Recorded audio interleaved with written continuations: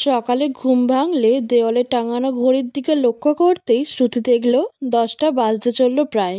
শ্রুতি ধীরে সুস্থে উঠে ওয়াশরুমে গিয়ে চোখ মুখ জল দিয়ে ফ্রেশ হয়ে এলো। ঘরে রুষাকে দেখতে না পেয়ে চুলটা হাতখোপা করতে করতেই বাইরে বেরিয়ে ড্রয়িং রুমের দিকে এলো সে। বাইরে আসতেই ড্রয়িং রুমে সোফায় রুষা আর মৃন্ময়কে বসে থাকতে দেখল সে। রুষা তাকে বাইরে আসতে দেখেই উঠে তার কাছে এসে হাসি মুখে বলল, তুমি উঠে গেছো?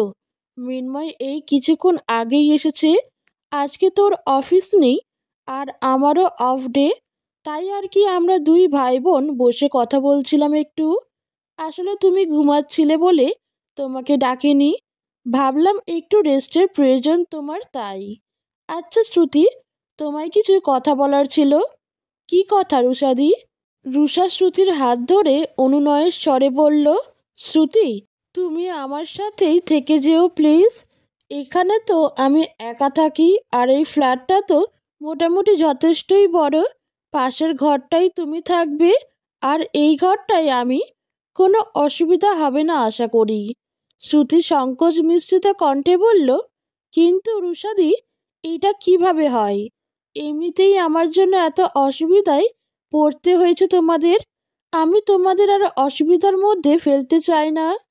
আমি ঠিক নিজের কোনো একটা ব্যবস্থা করে নেব। শ্রুতির কথার মাঝেই রুষা নরম কণ্ঠে বলল, শ্রুতি প্লিজ, কিসের অসুবিধা বলো তো? তুমি এখানে থাকলেই কোনো অসুবিধা হবে না আমার, বিশ্বাস করো। বরং আমার মনে হবে আমি এখানে একা নেই। আমার সাথে আমার একটা বোন আছে। তুমি আমায় দিদি মানো তো? আমার একটু কথা শোনো। বাইরের পরিবেশ কেমন সেটা নিশ্চয়ই তোমার অজানা নয়। সেটা কি পুরোপুরি সেফ বলো? একদমই তো নয়। একা একটা মেয়ের জন্য বাইরে কত রকম বিপদ অপেক্ষা করে থাকতে পারে আইডিয়া আছে তোমার? আর তুমি তো এখন একাও নও। এই অবস্থায় কোথায় যাবে তুমি? মৃন্ময় ধীর কণ্ঠে বলল, যে আসছে তারও তো একটা সেফ এনভায়রনমেন্ট প্রয়োজন।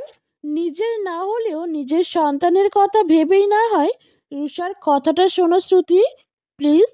শ্রুতি একবার তাকালো মৃন্ময়ের দিকে। রুষা আবারও বলল, প্লিজ শ্রুতি থেকে যাও। অন্তত যতদিন পর্যন্ত তুমি নির্দিষ্ট কিছু ব্যবস্থা করে উঠতে না পারছো ততদিনে থেকে যাও। শ্রুতি অবশেষে বলল, ঠিক আছে, তবে আমার শর্ত আছে। আমি দ্রুত কোনো চাকরির ব্যবস্থা করে নিজের আর নিজের সন্তানের খরচ নিজে চালাবো। আমি বোঝা হয়ে থাকতে চাই না কারোর উপর।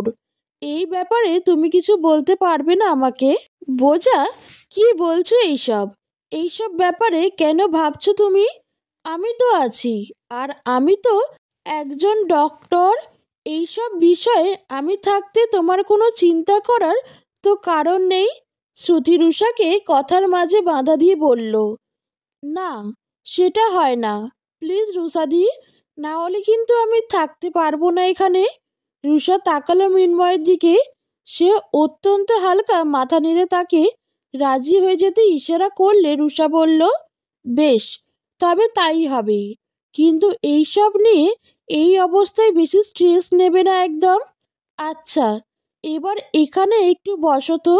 সেই কখন থেকে দাঁড়িয়ে আছো তুমি? রুষা শ্রুতিকে হাত ধরে সোফার কাছে নিয়ে এলো। রুষা আর সে বসলো সোফায়। পাশে চোখ পড়তেই ঘরের এক কোণে একটার গিটার দেখতে পেল শ্রুতি। শ্রুতিকে গিটারের দিকে তাকাতে দেখেই রুষা বলল, গিটারটা চিনতে পারছো? এটা মৃন্ময়ের গিটার। সেই কত বছর থেকে ফেলেই রেখেছিল ওর ঘরের এক কোণে। যদিও বাজাতে পারি না আমি খুব একটা, তাও কয়েক মাস আগে ওদের বাড়ি যখন গিয়েছিলাম ঘুরতে, তখন পিপিকে মানে ওর মাকে বলে নিয়ে এসেছিলাম সাথে করে। কারণ মৃন্ময় তো আর গান টান কিছুই করে না, গিটারও ছুঁয়ে পর্যন্ত দেখে না। শ্রুতি অবাক হলো। এক সময় গান গাইতে এত ভালোবাসতো যেই মানুষটা, সে গান গায় না কেন? শ্রুতি মৃন্ময়ের দিকে দৃষ্টি ফেলে বলল, তুমি আর গান গাও না? মৃন্ময় জোরপূর্বক হাসার চেষ্টা করে বলল, না, ভালো লাগে না আর সেই সব। প্রায় 4 বছর হয়ে গেল ও গান গাওয়া ছেড়েছে। বললে এমনকি জোর করলেও গলা দিয়ে গান বেরোয় না ওর। রুষার কথা শুনে শ্রুতি চুপ করেই রইল, কিছু বলে উঠতে পারল না এই বিষয়ে। কিছু সময় নীরবতা বিরাজ করলো সেই স্থানে। রুষা একবার মৃন্ময়ের মুখের দিকে তো আরেকবার শ্রুতির মুখের দিকে তাকালো। শ্রুতি হাত কচলে নিজেকে স্বাভাবিক করার চেষ্টা করে শেষে মুখে হাসি টানার চেষ্টা করে বলল, আঙ্কেল আন্টি আর তোমার বোন কেমন আছে মৃন্ময়? মৃন্ময় ঠোঁটে হাসি টেনে বলল, ভালো আছে সবাই। দেখা কম হয় ওদের সাথে। আমি যেহেতু এখানে থাকি, মাঝে মাঝে আসে অবশ্য ওরা। আমিও তো যাই ওখানে। শ্রুতি কথায় কথায় মৃন্ময়কে শুধালো, তা বিয়ে করনি? মৃন্ময় স্বাভাবিক স্বরেই উত্তর দিল, না। সে কি, তুমি তো এখন নিজের পায়ে দাঁড়িয়েছ, বিয়ের বয়সও হয়েছে। আঙ্কেল আন্টি বিয়ে দিতে চাননি তোমায়? মেয়ে দেখেননি? শ্রুতির প্রশ্ন শুনে মৃন্ময় হেসে উত্তর দিল, বলেছিল অবশ্য বিয়ের কথা তারা, তবে আমি চাইনি। কেন? মৃন্ময় তাকালো শ্রুতির মুখ পানে, উত্তর দিল না কোনো। বেলা হয়েছে কত, কারোর তো কিছু খাওয়া হয়নি এখনো। আমি আমাদের তিনজনের জন্য চা জলখাবার কিছু বানিয়ে আনি যাই। রুষা কথাটুকু বলে উঠে দাঁড়াতেই শ্রুতি উঠে দাঁড়িয়ে বলল, চা জলখাবার আমি বানাই? তুমি এখন আবার এইসব করতে যাবে নাকি? রুষার কথার উত্তরে শ্রুতি জবাব দিল, কিচ্ছু হবে না আমার, ভালোই লাগবে। টুকিটাকি কাজের মধ্যে থাকলে শ্রুতির হয়তো ভালো লাগবে ভেবে রুষা আর বারণ করল না তাকে। শ্রুতি আর রুষা রান্নাঘরে এলো। শ্রুতিকে রান্নাঘরের কোথায় কি রাখা আছে সব বুঝিয়ে দিল রুষা। মৃন্ময়ও এসে দাঁড়ালো রান্নাঘরে। তারই মাঝে ড্রয়িং রুম থেকে ফোনের রিংটনের মৃদু শব্দ ভেসে এলো তাদের কানে। রুষার মনে পড়ল সে নিজের ফোনটা রেখে এসেছে সেখানেই। শ্রুতি রুষাকে উদ্দেশ্য করে বলল, তুমি যাও, দেখো কে ফোন করেছে, আমি এদিকটা একাই সামলে নিতে পারবো এবার। রুষা ঠিক আছে বলে বেরিয়ে এলো রান্নাঘর থেকে। শ্রুতি তাদের তিনজনের জন্য টোস্ট আর অমলেটটা বানিয়ে রেখে চা বানানোর প্রস্তুতি নিল। চিনি চা পাতা রান্নাঘরের ওপরের সেলফে রাখা ছিল, সেটার উচ্চতা ছিল খানিকটা বেশি।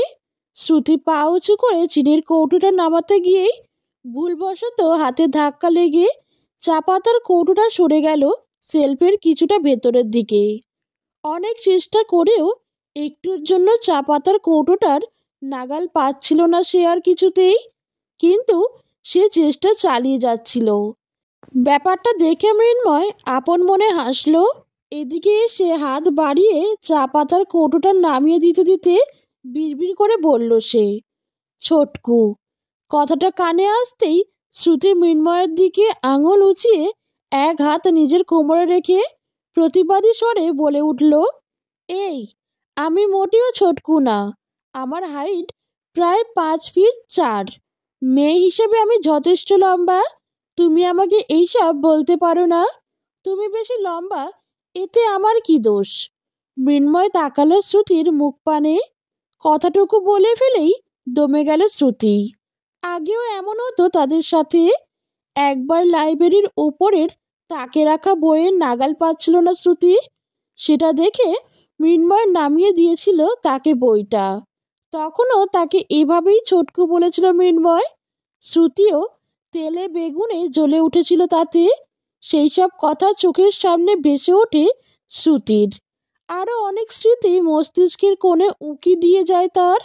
একসাথে রাস্তার পাশ দিয়ে হাঁটা, ফুচকা খাওয়া, মৃন্ময়ের তাকে গান গেয়ে শোনানো, শ্রুতির করা বকবক মৃন্ময়ের এক মনে শোনা কত শত সুন্দর স্মৃতি। আর তারপর শ্রুতি আর ভাবতে পারে না।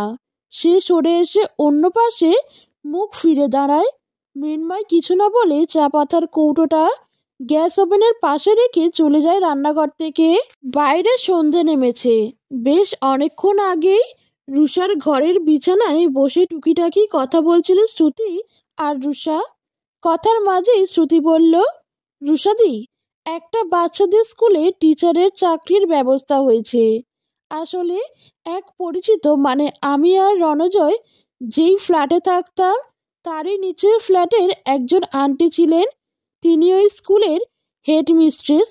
তিনি অত্যন্ত ভালো একজন মহিলা। 1 মাস আগে নাগাদ তিনি আমায় এই চাকরির ব্যাপারে বলেছিলেন। ইনফ্যাক্ট আমি তাকে নিজের ডকুমেন্ট পর্যন্ত জমা দিয়েছিলাম তখন। কিন্তু পরে রণজয় যখন ব্যাপারটা জানতে পেরেছিল, তখন এটা নিয়ে খুব ঝামেলা হয়। তার বক্তব্য ছিল যে বাড়ির বউ বাইরে চাকরি করতে পারবে না কিছুতেই। শেষে সেই সবের জন্য আমি আর চাকরিটা করতে পারিনি তখন। তারপর এখন আমি আবার সেই আন্টির সাথে কথা বলি ব্যাপারটা নিয়ে। তিনি আমাকে জানান যে তিনি আমার কাজের ব্যবস্থা করবেন, আর তিনি আমাকে তার সাথে স্কুলে গিয়ে দেখা করতে বলেছেন। রুষা হাসি মুখে বলল, বাহ, তুমি একটা চাকরি পেয়েছো, এটা তো ভালো খবর শ্রুতি। হ্যাঁ, যদিও পার্মানেন্ট নয় এটা, আর মাইনে খুব একটা বেশি নয়, তবুও এখন আমার জন্য এটাও অনেকই। পরের কথা না হয় পরে দেখা যাবে। এইসব নিয়ে বেশি স্ট্রেস নেওয়ার প্রয়োজন নেই বোন। একটা কথা মাথায় রাখবে, আমি আছি তোমার পাশে। শ্রুতি হাসি টানল মুখে, চোখটা সামান্য ছলছল করে উঠল তার। সে রুষার কাঁধ এক পাশ থেকে জড়িয়ে ধরে বলল, তোমরা আমার জন্য যা যা করেছ সেটা আমার বাড়ির লোকেও আমার জন্য করেনি রুষাদি। তোমার এই উপকার যে আমি কখনো ভুলবো না। সব সময় ঋণী হয়ে থাকবো আমি তোমার কাছে। রুষা শ্রুতির মাথায় হাত রেখে বলল, দূর পাগলি মেয়ে, এভাবে বলতে আছে নাকি? তুমি আমার বোন না? শ্রুতি রুষাকে ছেড়ে হেসে হ্যাঁ সূচক মাথা নাড়ালো। শ্রুতি আবারও কথায় কথায় বলল, আচ্ছা রুষাদি, তা তোমার কেউ নেই মনের মানুষ? শ্রুতির হঠাৎ এমন প্রশ্নে রুষা যেন লজ্জা পেল সামান্য। বলল, আছে তো, আকাশ, সেও ডাক্তার। হ্যাঁ। তাদের কথার মাঝে ফোনটা বাজল রুষার। রুষা এক পলক ফোনের দিকে চেয়ে মুচকি হেসে ফোনটা শ্রুতিকে দেখাতেই স্ক্রিনের ওপর আকাশ নামটা দেখতে পেল শ্রুতি।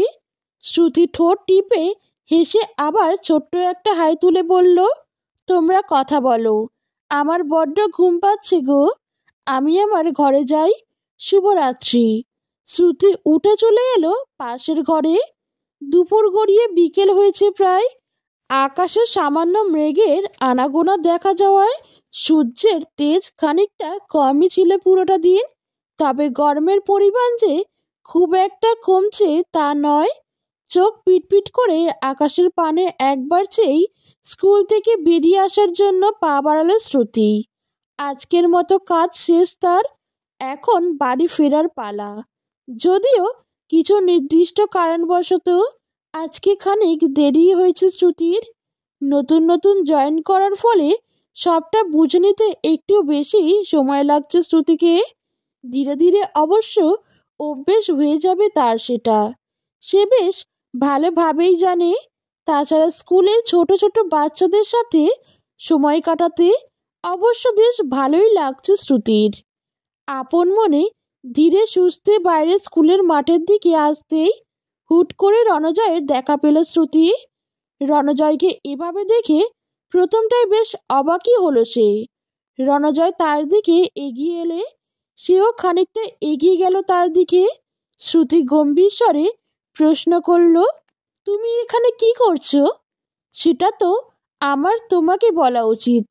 কি প্রমাণ করতে চাইছো সবার কাছে? তুমি মহান আর আমি পাপী? তোমার জন্য আমাকে কত কথা শুনতে হচ্ছে। সেই দিন মাঝরাতে কাউকে কিছু না বলে বাড়ি থেকে বেরিয়ে কেন গিয়েছিলে? রণজয়ের কথায় শ্রুতি তার মুখ পানে চেয়ে শান্ত স্বরে জবাব দিল, সত্যিটা বলবো, আমার ঘেন্না করছিল তোমার মতো জঘন্য একটা মানুষের সাথে একই বাড়িতে আর এক মুহূর্ত থাকতে। তাই। রণজয় রাগী গলায় বলল, শ্রুতি, অনেক নাটক হয়েছে, এবার চুপচাপ তুমি আমার সাথে বাড়ি ফিরে যাবে চলো। আমি কোথাও যাব না। আমি আগেই জানিয়েছি আমার সিদ্ধান্ত থেকে আমাকে কেউ সরাতে পারবে না। শ্রুতি, তাদের দুজনের কথার মাঝে হঠাৎ মৃন্ময়ের গলার মৃদু স্বর শুনে এক দফা পাশে তাকালো শ্রুতি। মৃন্ময় এগিয়ে এলো খানিকটা তাদের দিকে। তাদের কিছু কিছু কথা আসা মাত্রই কানে এসেছে মৃন্ময়ের। শ্রুতি আবারও বলল, তুমি এখান থেকে চলে যাও রণজয়, আমি আর তোমার সাথে কথা বাড়াতে চাই না। রণজয় তাচ্ছিল্যের হাসি টানল, বলল, নিজেকে কি ভাবো তুমি? আমি দোষী আর তুমি সতী সাবিত্রী? তুমি কি ভাবো আমি কিছু বুঝি না? মাঝরাতে তো নিশ্চয়ই এমনি এমনি চলে যাওনি। আগের দিনও তো রাতে বাড়ি ফিরোনি। সব জানা আছে। হ্যাঁ, আমার তুমি যেই কি তা আমি খুব ভালোভাবে বুঝে গেছি। রণজয়ের কথার এই জঘন্য টোন বুঝতে পেরেই যেন রাগটা মাথায় চড়ে বসল মৃন্ময়ের। সে কিছু বলতেও গেল, কিন্তু তার পূর্বেই শ্রুতি এবার গর্জে উঠে রণজয়ের দিকে আঙুল উঁচিয়ে বলল, don't you dare to do this Ranjoy. খবরদার আমার চরিত্র নিয়ে একটাও বাজে কথা উচ্চারণ করার চেষ্টাও তুমি করবে না। এমন কোনো কাজ করো না যে আমাকে ভুলে যেতে হয়। এটা পাবলিক প্লেস। চলে যাও এখান থেকে। তুমি তোমার ডিভোর্স যথাসময়ে পেয়ে যাবে। আর আমি আবারও বলছি, আমার এবং আমার সন্তানের জীবনে কোনো হস্তক্ষেপ করার চেষ্টাও করবে না। না হলে তার ফল কিন্তু তোমার জন্য একটুও ভালো হবে না। এই কথাটা মাথায় ঢুকিয়ে রেখো। আমি কিন্তু প্রয়োজনে পুলিশের সাহায্য নিতে পারি। তাই তুমি যদি নিজের ভালো চাও তো একদম দূরে থাকো আমাদের থেকে। আমাকে এভাবে উত্ত্যক্ত করার চেষ্টা করবে না আর ভুলেও কখনো। শ্রুতির চোখ জোড়ায় তীব্র রাগ ও ঘৃণার আভাস পাওয়া গেল। রণজয় আর কিছু বলে উঠতে পারল না ঠিক। সে বেশ অপমানিত বোধ করল। আশেপাশে একবার তাকিয়ে চুপ করল সে। শ্রুতি হনহন করে চলে গেল সেই স্থান থেকে। আর কিছু না হোক, মেয়েদের অন্তত সম্মান করতে শেখো। এই কথাগুলি বলেই শ্রুতির পিছু পিছু হাঁটা ধরল মৃন্ময়। শ্রুতি স্কুল থেকে বেরিয়ে খানিকটা দূরে এসে রাস্তার এক পাশে দাঁড়ালো। মৃন্ময় এক প্রকার দৌড়েই দ্রুত তার কাছে এলো। শ্রুতি ঘামছে, সামান্য হাঁপাচ্ছে। মৃন্ময় তাকে উদ্দেশ্য করে বলল, রিল্যাক্স। এই সময় তোমার এতটা উত্তেজিত হওয়া ঠিক নয়। শান্ত হও। জল আছে না তোমার কাছে? একটু জল খাও তো। শ্রুতি ব্যাগ হাতড়ে জলের বোতল বের করে জল খেলো। গভীর শ্বাস টেনে নিজেকে স্বাভাবিক করে তোলার চেষ্টা করলো। এখন ঠিক লাগছে? মৃন্ময়ের প্রশ্নে শ্রুতি স্বাভাবিক স্বরে বলল, হ্যাঁ। কিন্তু এখন তুমি এখানে? আমি আসলে আমার অফিস আজ তাড়াতাড়ি ছুটি হয়ে গেছে। আর তুমি রুষাকে বলেছিলে আজ বাড়ি ফিরতে একটু দেরি হবে তোমার। তাই ভাবলাম আর কি যে তোমাকে পৌঁছে দিয়ে আসি। তো এবার ফিরা যাক। একটা রিক্সা ডাকি। শ্রুতি আর কথা বাড়ালো না। এখন আর কোনো কথা বলতে তার ভালো লাগছে না। তাই সে সম্মতিসূচক মাথা নাড়ালো। সন্ধে নেমেছে বেশ কিছুক্ষণ আগেই। আকাশে চন্দ্র মেঘের খেলা চলছে। ড্রয়িং রুমের ফ্যানটা বনবন করে ঘুরছে। তারই নিচে সোফায় বসে আছে শ্রুতি, রুষা আর মৃন্ময়। হঠাৎ মৃদু শব্দ বেজে উঠল। মৃন্ময়ের ফোন। অফিস থেকে ফোন আসায় সে উঠে গেল পাশে রান্নাঘরের দিকে। রুষা শ্রুতিকে উদ্দেশ্য করে বলল, আচ্ছা শ্রুতি, রণজয় যে তোমার সাথে এমন করলো, তুমি তার পরিবর্তে কি করবে? আই মিন, রিভেঞ্জ নিতে ইচ্ছে করে না তোমার? তোমার জায়গায় আমি থাকলে হয়তো আমার খুব ইচ্ছে করতো রিভেঞ্জ নিতে। তুমি চাইলে কিন্তু লিগ্যাল স্টেপও নিতে পারো। ডিভোর্সের সময় নিজের জন্য কিছু দাবিও করতে পারো। তার তো একটা শাস্তি প্রাপ্য। শ্রুতি সোফায় হেলান দিয়ে ফ্যানের দিকে চেয়ে বসেছিল। সে সেভাবে থেকেই বেশ স্বাভাবিক স্বরে উত্তর দিল, আমি তেমন কিছুই করব না। রুষা বিস্মিত স্বরে বলল, কিছু করবে না? এমনি এমনি ছেড়ে দেবে ওকে? শ্রুতি রুষার প্রশ্নের ধরন শুনে মৃদু হেসে নড়ে চড়ে সোজা হয়ে বসে বলল, হ্যাঁ, কিছু করব না। দেখো, এটা তো আর সিনেমা সিরিয়াল নয় যে আমি গিয়ে এখন প্রতিশোধ নেব। বাস্তবে কি তেমন কিছু করা আমার পক্ষে সম্ভব? আর যদি কিছু দাবির কথা বলো, তবে তার থেকে কিছু নিতে আমার ঘেন্না করবে। সেটা তাই আমি করব না। আর এইসব নিয়ে আমি বেশি ঝামেলা বাড়াতে চাইও না। তাছাড়া সবার কাছে তো তার প্রতিশোধের মানে এক নয়। আমার মনে হয় পৃথিবীর সব থেকে ভালো প্রতিশোধ হলো কিছু না করা। রণজয় যা করছে সেটার জন্য ওকে ক্ষমা কখনোই করতে পারবো না। তবে ভুলে যাব। আমি ঠিক করেছি অতীতে আমার সাথে যা কিছু হয়েছে আমি সব ভুলে যাওয়ার চেষ্টা করব। সব ভুলে নতুন করে নিজেকে গড়ে তুলব নিজের মতো। আমার আর আমার সন্তানের জীবনটাকে সাজিয়ে তুলে ভালো থাকার চেষ্টা চালিয়ে যাব। যে মানুষটা আমার সাথে এমন খারাপ কিছু করেছে তাকে জীবনের কোনো অংশেই আর ভুলেও জায়গা তো দেবই না আমি। আর এটাই হলো আমার রিভেঞ্জ। বাকি আমার মনে হয় তার যদি সত্যিই কোনো শাস্তি প্রাপ্য হয়ে থাকে তবে সে সেটা ঠিকই পাবে, সেটা যেভাবেই হোক। তবে আমি কিছু করব না, কারণ আমি চাই না এইসবের মাঝে নিজেকে আর জড়াতে। না হলে যেটার জন্য এত কিছু, এত লড়াই, আমার আর আমার সন্তানের ভালো থাকাটা, সেটাই আর হয়ে উঠবে না এইসবের মাঝে পড়ে। তবে অবশ্যই ভবিষ্যতে আমাদের ব্যক্তিগত ব্যাপারে হস্তক্ষেপ করার চেষ্টা করলে আমি ওদের ছেড়ে কথা বলবো না। সেক্ষেত্রে যথার্থ ব্যবস্থা আমি ঠিকই নেব। রুষা শ্রুতির কথাগুলোর অর্থ বুঝে মৃদু মাথা নেড়ে সম্মতি জানালো। কথা বলার সময় শ্রুতির মধ্যে তীব্র একটা জেদ যেন লক্ষ্য করতে পারল রুষা। ভালো থাকার জেদ। কিছু মানুষ বলে থাকে মেয়ে মানুষদের নাকি জেদ থাকা ভালো না, কিন্তু তার মনে হয় কথাটা পুরোপুরি সত্য না। মেয়ে মানুষদের নিজের আত্মসম্মান নিয়ে এমন জেদ থাকা হয়তো ভালো, আসলে প্রয়োজন। নিজের আত্মসম্মান বিকিয়ে বেঁচে থাকাটা কি আদেও বেঁচে থাকা? রুষা কিছুটা সময় চুপ করে পুনরায় বলল, আচ্ছা শ্রুতি, রণজয় প্রথম থেকেই এমন ছিল? মানে তোমার বিয়ের পরের কিছুই তো তেমন জানতাম না। শ্রুতি রুষার দিকে নিজের পূর্ণ দৃষ্টি স্থির করল। রুষা নিজেই বলল, আই অ্যাম সরি যদি তোমার খারাপ লেগে থাকে তো।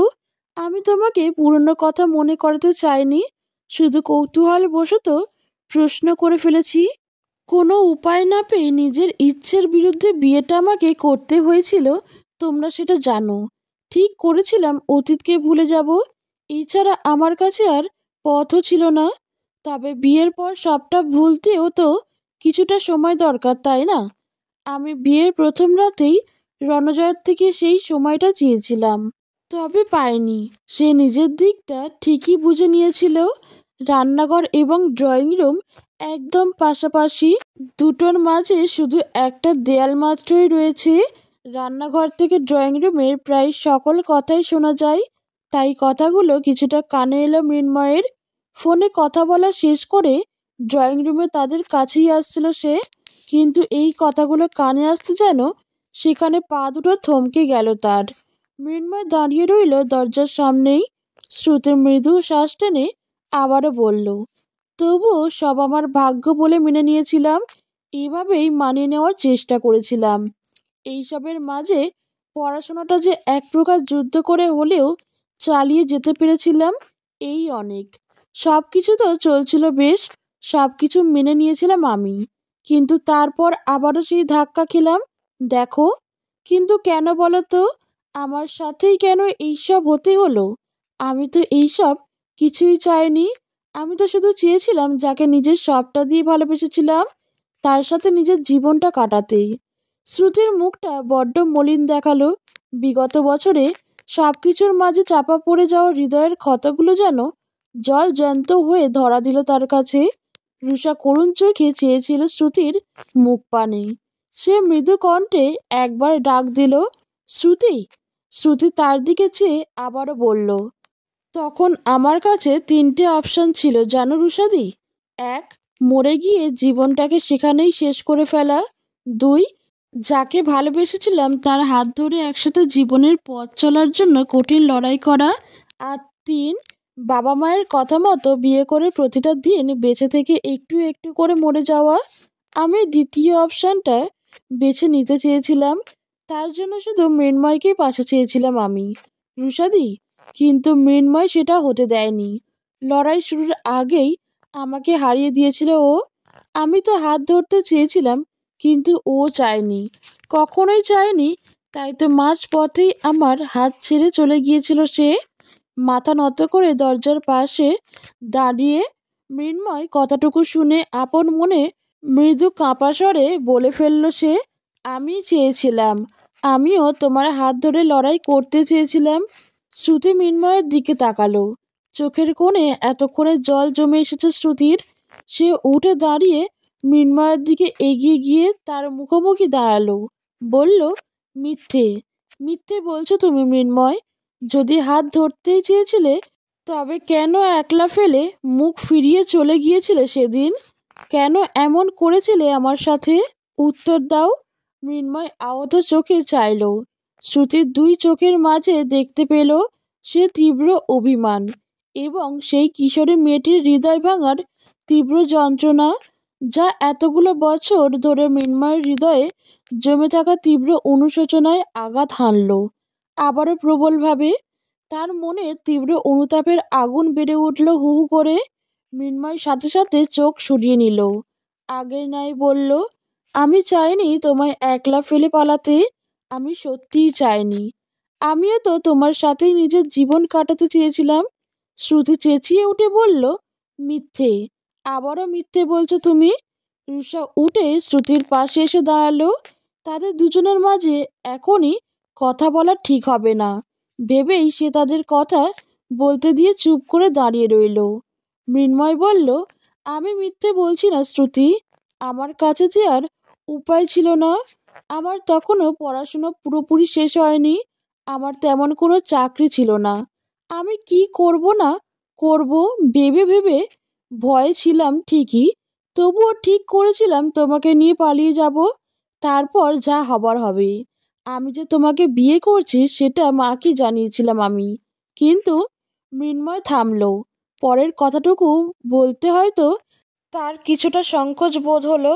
রুষা উপায়ন্তর না পেয়ে নিজেই বলল, কিন্তু তোমার বাবা কোনোভাবে তোমার যে পালিয়ে বিয়ে করতে চাচ্ছ সেটা বুঝে গিয়েছিলেন। খুব সম্ভবত তোমাকে মৃন্ময়ের সাথে ফোনে কথা বলতে শুনে ফেলেছিলেন তিনি। আর তোমাদের যেদিন পালানোর কথা ছিল সেদিন সকালে তিনি মৃন্ময়ের সাথে দেখা করে তাকে বুঝিয়েছিলেন যাতে মৃন্ময় এমনটা না করে। বাবা, শ্রুতি অস্ফুট স্বরে বলল, তার বাবার সাথে যে মৃন্ময়ের কোনো কথা হয়েছিল সেদিন সেটা শ্রুতি জানতো না। তবে তার বেশ মনে আছে, শ্রুতির বাড়ি ফিরে যাওয়ার পর তার বাবা তাকে মৃন্ময়ের সম্পর্কে একটাও অকথা কুকথা বলতে ছাড়েনি। নানা রকম কথা বলেছিলেন তিনি। মৃন্ময় বলে, সেদিন তোমার বাবা আমার সাথে দেখা করতে আসে আর আমাকে বলে যে আমি যেন তোমাকে নিয়ে না পালাই। তোমার বিয়ের পাকা কথা হয়ে গিয়েছিল। 2 দিন পেরোলেই বিয়ে ছিল তোমার। এই মুহূর্তে তুমি একটা ছেলের সাথে এভাবে পালিয়ে গেলে তারা নাকি সমাজে মুখ দেখাতে পারবে না। চারিদিকে একটা বদনাম রটিয়ে যাবে। তাই তোমাকে নিয়ে আমি পালিয়ে গেলে তাদের নাকি মরে যাওয়া ছাড়া আর কোনো উপায় থাকবে না। তিনি আরও বলেছিলেন, আমাকে ভাবতে যে আমার কোনো চাকরি ছিল না, কোনো নিশ্চয়তা ছিল না। তোমাকে বিয়ে করার পর আমি তোমাকে কিভাবে খুশি রাখতাম। তুমি কখনোই আমার সাথে সুখী হতে না, বরং তাদের দেখা পাত্র, যোগ্য একজন পাত্র, তার সাথে বিয়ে হলে তুমি সবসময় সুখে থাকবে, ভালো থাকবে। তিনি আমাকে হাত জোর করে অনুরোধ করেছিলেন যে আমি যেন তোমার ভালোর জন্য হলেও বা অন্তত তাদের সম্মানের কথা ভেবে হলেও তোমাকে ভুলে যাই। তিনি নিজেদের বাড়ির সম্মান ভিক্ষা চেয়েছিলেন আমার কাছে। আমি তার কথা ফেলতে পারিনি শ্রুতি। আমি ভেবেছিলাম সত্যিই বুঝি তুমি সুখী হবে। সেই জন্যই আমি সেদিন তোমার হাত ছেড়ে ওভাবে মুখ ফিরে চলে আসতে বাধ্য হয়েছিলাম। তোমার হাতটা শক্ত করে ধরে রাখতে পারিনি আমি। আমাকে ক্ষমা করে দাও শ্রুতি। তারপরেও আমি ভেবে এসেছিলাম যে তুমি খুব ভালো আছো, সুখে আছো। সেই জন্যই কখনোই তোমার নতুন জীবনে হস্তক্ষেপ করার চেষ্টা করিনি আমি। আর আমার বাবার কথা রাখতে গিয়ে তুমি আমার কথাটা একবারও ভাবলে না মৃন্ময়? আমার ভালো থাকাটাও তোমরাই নির্ণয় করে ফেললে। মৃন্ময়ের চোখ ছলছল করে উঠল। শ্রুতি নিজের চোখের জল মুছে অন্যদিকে মুখ ফিরে পুনরায় বলল, তখন তো আমাকে ছেড়ে চলে গিয়েছিলে, তবে কেন আবার ফিরে এলে আমার জীবনে তুমি? আর কেন এভাবে পাশে থাকতে চাইছো তুমি আমার? কেন বলো? এখনো কেন একা ফেলে দিচ্ছ না আমাকে তুমি? দয়া দেখাতে চাচ্ছ তুমি আমার ওপর? আমি কারোর দয়ার পাত্রী হয়ে থাকতে পারবো না। শ্রুতি কথাটুকু বলেই দৌড়ে গেল ঘরের দিকে। পরিস্থিতি এমন বেগতিক দেখে রুষা ঘাবড়ে গেল। তাদের দুজনের মধ্যে কাকে কি বলবে, কিভাবে বোঝাবে, কি করে এই পরিস্থিতির সামাল দেবে সেটা ভাবতেই হিমশিম খেল সে। রুষা দ্রুত ঘরে গেল শ্রুতির পিছু পিছু। মৃন্ময় ওই এলো ঘরে। শ্রুতি নিজের সুটকেসটা বের করে এনে আলমারির থেকে নিজের কয়েকটা শাড়ি বের করতেই রুষা এসে তাকে আটকালো। বলল, এইসব কি করছো তুমি? রাখো এইসব। শ্রুতি যেন কর্ণপাতই করল না। মৃন্ময় শ্রুতির সামনে এসে হাত জোর করে বলল, তুমি চাইলে আমাকে যা ইচ্ছা শাস্তি দাও, but I beg you Shruti, please এমন করো না, প্লিজ কথাটা শোনো। শ্রুতি পাগলের ন্যায় চিৎকার করে বলল, আমার কারো দয়া চায় না, কারণ না। চলে যাও আমার থেকে দূরে তুমি। কাউকে চাই না আমার, কাউকে না, কাউকে না, কাউকে না। রুষা শ্রুতির দুই বাহু ধরে সামান্য ঝাঁকিয়ে বেশ ধারালো কণ্ঠেই বলল, শ্রুতি, কি করছো কি তুমি? এমন বাচ্চামো কেন করছো? পাগল হয়ে গেছো তুমি? প্লিজ একটু শান্ত হও। আর কারণ না হলেও নিজের বাচ্চার কথাটা তো একবার অন্তত ভাবো। তুমি এমন করলে এই অবস্থায় তারও তো কোনো ক্ষতি হয়ে যেতে পারে। রুষার কথা শুনে শ্রুতি হুট করেই শান্ত হয়ে পড়ল। হাতে থাকা নিজের শাড়িগুলি মেঝেতে লুটিয়ে পড়ল তার। তারপর হুট করেই রুষাকে জড়িয়ে ধরে ডুকরে কেঁদে উঠল সে। রুষা একজন বড় দিদির ন্যায় তাকে দুই হাতে দিয়ে আগলে নিল। শ্রুতির অবস্থা রুষা মৃন্ময় উভয়কেই ব্যথিত করছে যেন। রুষা মৃন্ময়কে বলল, মৃন্ময়, তুই একটু বাইরে যা ভাই প্লিজ, আমি ওকে সামলাচ্ছি, বোঝানোর চেষ্টা করছি। মৃন্ময় কোনো কথা বলল না। মাথা নেড়ে বিনা বাক্যে ঘর থেকে বেরিয়ে এলো সে। বাইরে এসে সোফায় বসে পড়ল সে। যা যা কিছু হচ্ছে তার জন্য নিজেকে বড্ড দোষী মনে হচ্ছে তার। কিছু সময় পর রুষা বাইরে মৃন্ময়ের কাছে এলো।